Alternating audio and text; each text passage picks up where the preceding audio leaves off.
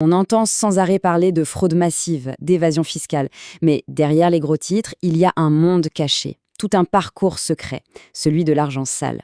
Et c'est ce monde complexe et invisible qu'on va décortiquer ensemble. Alors, voici le programme. On va littéralement suivre l'argent. D'abord, comment il naît de la fraude.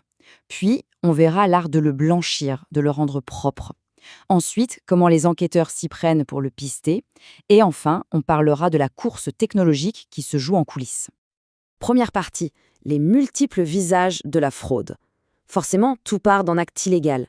Mais comment est-ce que cet argent sale est généré concrètement? On imagine souvent des trafics énormes, mais parfois, tout commence par une simple décision, celle qui fait basculer quelqu'un du mauvais côté. Et ce parcours commence souvent avec une seule personne. Prenez l'histoire de cet avocat, Mark Dreyer. Son ambition l'a poussé à monter une fraude de plusieurs centaines de millions de dollars.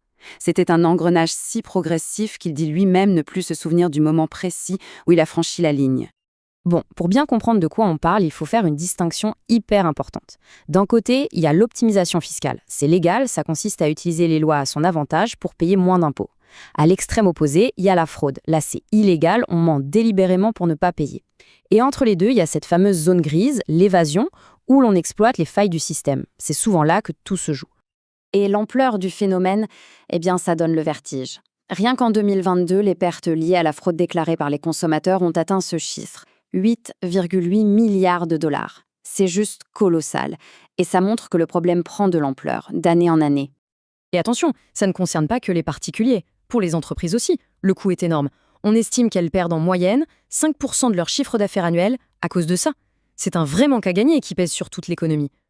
L'évasion fiscale, c'est l'autre gros morceau du problème. Et ce qu'on voit, c'est que plus on est riche, plus le taux d'évasion a tendance à grimper. Rien que pour la France, le trou dans les caisses de l'État est estimé entre 80 et 5 milliards d'euros par an. C'est une somme absolument gigantesque. Allez, on passe à la deuxième étape.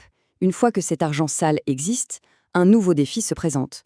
Comment s'en servir sans se faire repérer? Il faut le laver, le rendre légitime. Et c'est là qu'on entre dans le véritable art de la dissimulation. C'est la question à 1 milliard, ou plutôt à des milliards.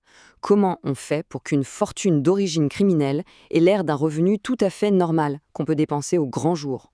La réponse, elle est bien connue, c'est le blanchiment d'argent. C'est un processus entier, dont le seul but est de faire en sorte qu'on oublie complètement d'où viennent les fonds pour leur donner une nouvelle identité, une identité respectable. En général, ça se passe en 3 étapes. D'abord, le placement, on injecte l'argent liquide dans le système.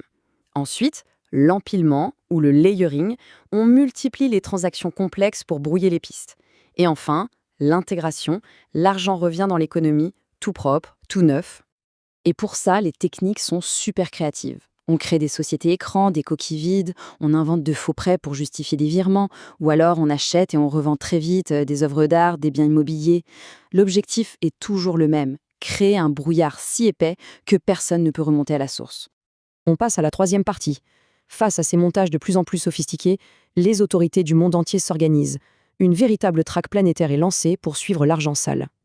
Pour riposter, les États créent des agences de régulation et des cellules de renseignement de plus en plus puissantes. La coopération internationale, c'est devenu le nerf de la guerre. Et ce combat est vraiment mondial. En Europe, on a maintenant l'AMLA pour coordonner la lutte. Aux États-Unis, il y a le FinCEN. En France, c'est Tracfin qui est en première ligne. Toutes ces agences tissent ensemble un filet réglementaire de plus en plus serré. Et les conséquences pour ceux qui ne respectent pas les règles sont de plus en plus lourdes. Ça va plus loin que les amendes. On pratique maintenant la dénonciation publique, le naming and shaming. Pour la réputation d'une institution, c'est une arme redoutable. Quatrième et dernière partie, cette traque a poussé les deux camps à innover en permanence. Aujourd'hui, le combat se joue sur un nouveau terrain, celui de la technologie. C'est une vraie course à l'armement numérique. Il faut bien voir que pendant des années, les enquêteurs se sont battus avec un désavantage. Leurs données étaient éparpillées partout, leurs méthodes étaient lentes et manuelles, pendant que les criminels, eux, allaient à la vitesse de la lumière. Mais maintenant, l'intelligence artificielle est en train de complètement changer la donne.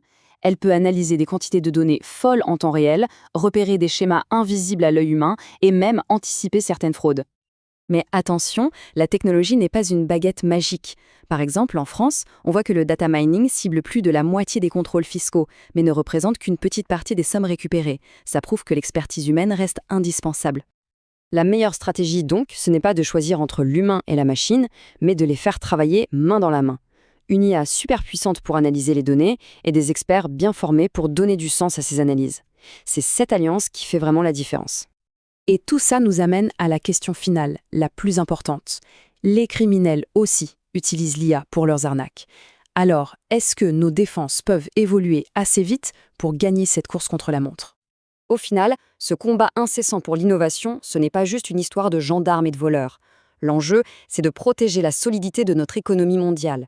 Parce que dans ce système, la vraie monnaie, celle qui compte plus que tout, c'est la confiance.